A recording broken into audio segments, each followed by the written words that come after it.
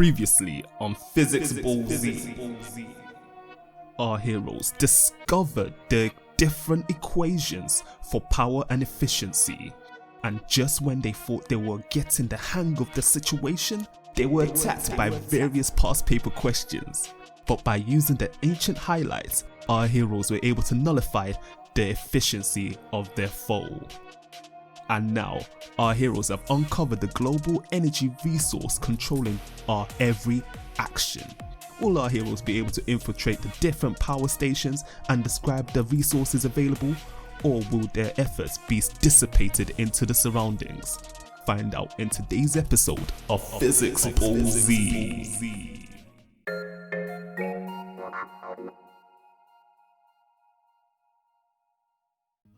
Here are the retrieval questions for this lesson. You know what to do.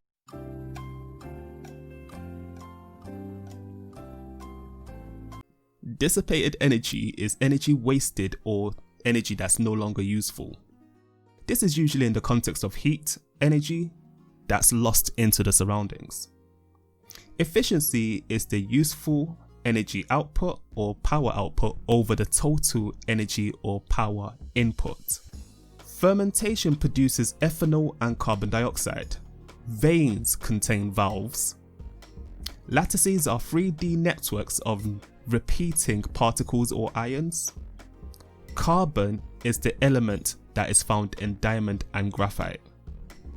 Before we look at each energy resource, let me first explain three main things that we use energy for. Transportation, this includes trains, planes, and of course cars. Electricity, the energy you're using to watch this video came from an energy resource somewhere. And finally, heating. This is both for cooking and also cleaning your house and body. Energy resources can be either renewable, which means that they're constantly being replenished, or non-renewable. You can simplify this into they cannot be replenished. Have a go at rearranging these resources into whether they're renewable or non-renewable.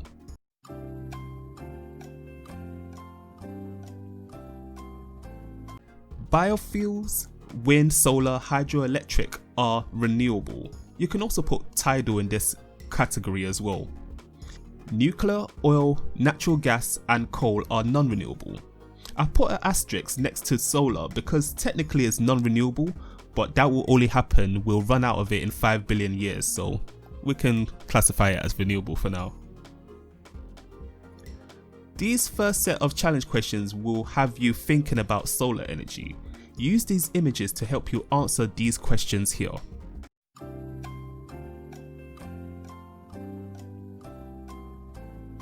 Solar energy is light energy. Solar energy is converted to electrical energy by a solar cell. Solar energy is more reliable in Africa than in the UK because it's usually cloudy in the UK and it's also hotter in Africa.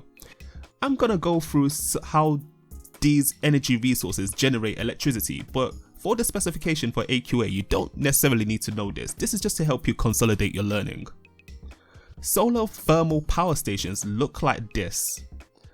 All these things on the ground here are mirrors. The mirrors are reflecting the sunlight. That heats up the water that's stored in the solar receiver. This water turns into steam, and this steam turns a turbine. And the turning of the turbine turns a generator which generates electricity. The other way we could use solar energy is what you're probably more familiar with. These things are solar arrays. As we saw, sunlight hits the solar array, causing a current to move through the circuit. We can thank man like Einstein for this. He helped us develop this idea, which is called the photoelectric effect, if you want to read up on that on Wikipedia. Alright, these challenge questions are concerning wind energy now, so do your thing.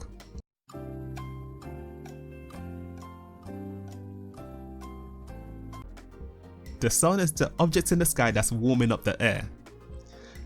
As we can see in picture 1, the warm air rises. This is because the particles in warm air are further spread apart, so they have a lower density than cooler air.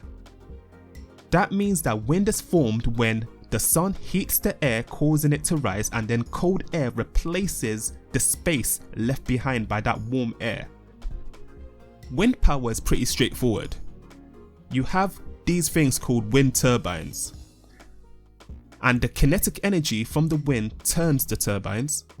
This movement turns a generator and generates electricity. You probably notice a pattern here now. Then a transformer next to them corrects the voltage for the electricity. Tidal energy originates in space, and I've got these challenge questions for you to have a go at. Do you think?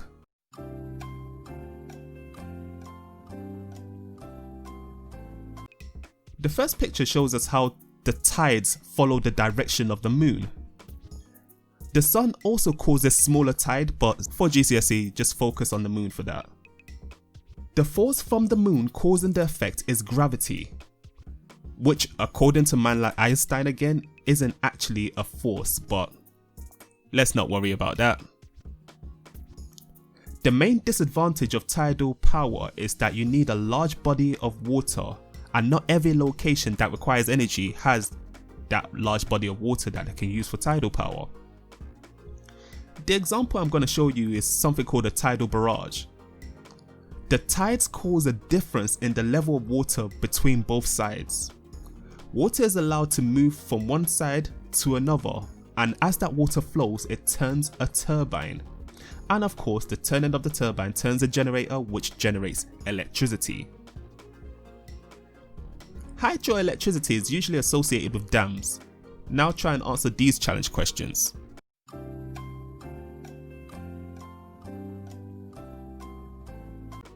If you clock the location of the turbine is within the path of the falling water, this causes the turbine to turn.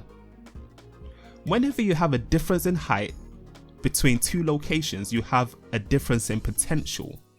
The higher object has the potential to fall down to the lower position, so it is gravitational potential energy that is different between the two locations.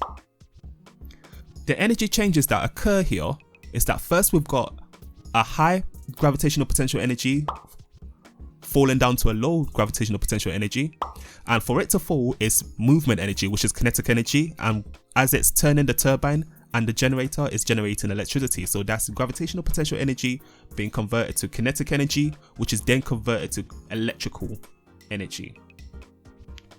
A biofuel is a fuel taken from a living or recently living organism. This picture here sums everything up well. You have a plant material, or it could be even poo, that is being used as the fuel. These challenge questions will help you think about biofuels a bit more deeply. The first one is asking you to use picture A to describe why some people say biofuels are carbon neutral. The second one, use picture B to describe why some people say biofuels are not carbon neutral. Think about those two words together, carbon neutral. Do your thing.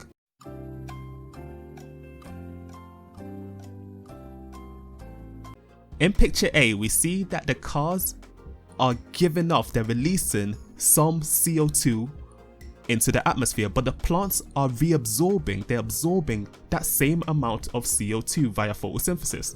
This means that people think that biofuels are carbon neutral. You're not really adding any new carbon dioxide into the atmosphere because it's going to be used by the new generation of plants as they grow. However, in B, we see that the tractor drifting over here is burning petrol. We can see that smoke coming out from the exhaust. That means that CO2 is being released to make the plant grow in the first place. So some people argue that biofuels cannot be carbon neutral. This also includes the energy that's needed to make the fertilizers to make the plants grow in the first place. That requires energy in something called the Haber process. Geothermal literally means earth, like geo in geography or geology, and heat from thermals, because obviously thermal energy. Where in the earth do you think this heat for geothermal energy comes from?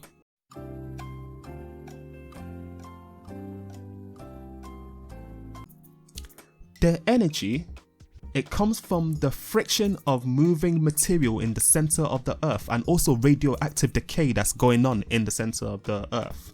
This energy is harnessed by pumping water into hot rocks below the earth's surface.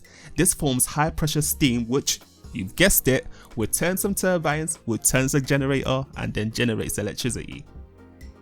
Here are 4 quick advantages of using renewable energy. Less fossil fuels are burnt, less acid rain will occur, less greenhouse gases are going to be emitted into the atmosphere, and therefore there will be a reduction in global warming. Spend some time matching up these disadvantages of using renewable energy resources.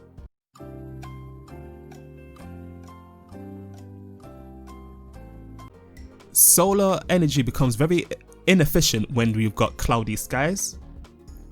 Wind energy, those turbines can be pretty noisy. They can injure wildlife, some birds can be struck by them. And also, it's not always windy, so the wind won't be generating any electricity when there's no wind. Biofuels, as we saw, we need to grow them, so that could lead to less space being used for actual food that can feed people. And finally, tidal power can also injure wildlife. In order for us to cover this last bullet point here, I'm going to have to go through some detail of non-renewable resources. This section is technically in paper 2, but you should be able to work this out from all what we've covered so far.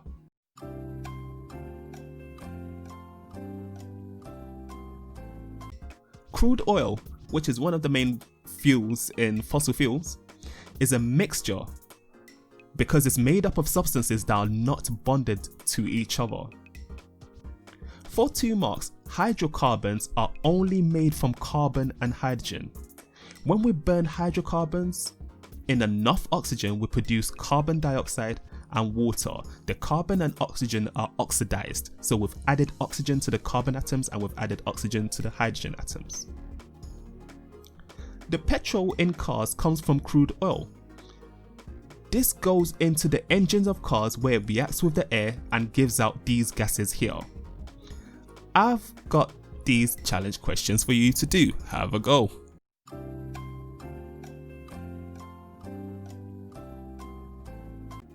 We see that the petrol contains sulfur atoms. So these sulfur atoms react with the oxygen in the air to create sulfur dioxide. Nitrogen dioxide is made from the nitrogen and oxygen reacting together because air, remember, is mostly nitrogen and oxygen. These will react together in the high heat and pressure in the engine to create the nitrogen oxides. Sulfur dioxide dissolves in rainwater to form sulfuric acid, which is what causes acid rain. Nitrogen dioxide does this as well, it contributes to acid rain, but usually it's in the context of sulfur dioxide because the sulfur is located in the petrol. I'll go through the mechanics of global warming in another lesson. Here we have a past paper question on energy resources in the UK.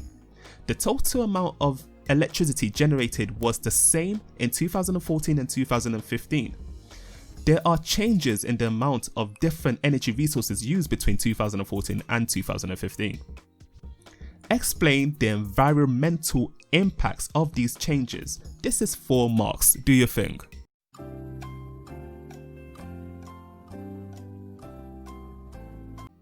With these type of questions, it's not enough for you to just write down 4 bullet points.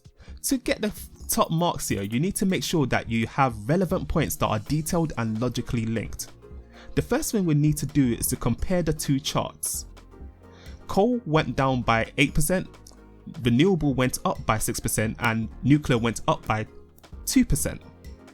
Now we need to talk about these changes. Since less fossil fuels are burnt, there will be less carbon dioxide being released, which means less global warming, which means less acid rain as well, because the sulfur that will be in the petrol. However, since nuclear also went up, that means that we'll have hazardous nuclear waste that's also being produced. And there we go. The mission's complete. Fatality. Check the description, all the usual talk, and I'll catch you guys in a bit.